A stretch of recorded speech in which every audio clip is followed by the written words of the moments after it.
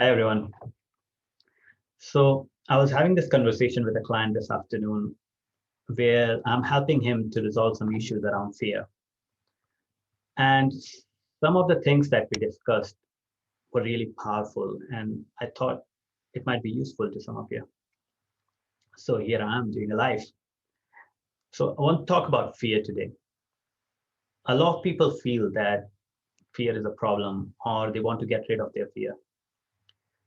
But in my experience, I don't feel that fear itself is a problem. Let me explain this to you by giving you an example. So let's say you're scared of fire and that prevents you from getting burnt. Or maybe you're scared of heights and that prevents you from falling down. You see, both these situations, fear is not the problem. In fact, it prevents you from getting hurt or even losing your life. The reason why we feel that fear is a problem because as we grow up, we hear these stories such as fear is a bad thing or brave people are not scared. And especially for men, we hear things like be a man or men are not supposed to be scared. We end up believing that being brave means we should not be scared of or we should get rid of our fear.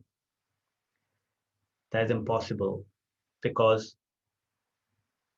whenever our body senses any danger, it sends a signal to the brain, and brain produces an alert response, which is fear, an emotion of fear. All this is created as a defense mechanism in our body. And trust me, you do not want to get rid of it, even if you could. Being brave does not mean absence of fear. Being brave means presence of courage. And courage is doing the right thing, regardless of how you feel about it. So when does fear become a problem? The fear is good to push you to take action. It is good as a kick to wake you up. But once you're awake, you don't want constant kicking. Or in other words,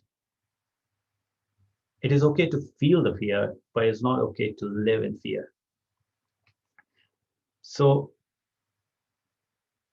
the most common fear of all is fear of loss.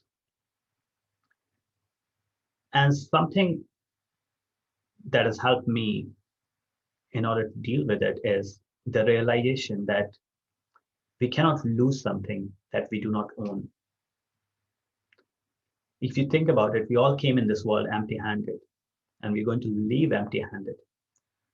So in a way, whatever we have during our journey on this planet, in a way, we are renting it. We don't own it because we're going to leave it here. So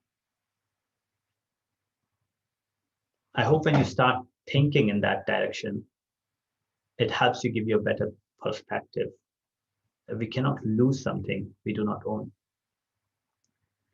Now, here are 3 tools that I find helpful when dealing with fear. Number 1 is dissect your fear. So ask yourself this question: what's the worst that could happen? And then challenge yourself to think, what's the best thing about it? The second tool is act or let go. So whenever you're worried, ask yourself this, that is there something I can do about it? If the answer is yes, then there's no need to worry because you just go ahead and do it. But if the answer is no, then again, there's no need to worry because if you can't do something about something, then what's the point in worrying? The third tool that I find useful is rating your fear. So on a scale of 0 to 10, 10 being the highest and 0 being the lowest. So 10 would be maybe the worst fear of your life. It could be maybe a loss of a loved one or something similar.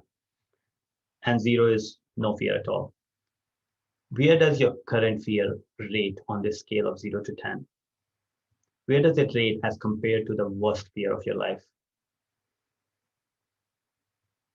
And what that does is it will help you get some perspective on what you're worried about might not be such a big thing.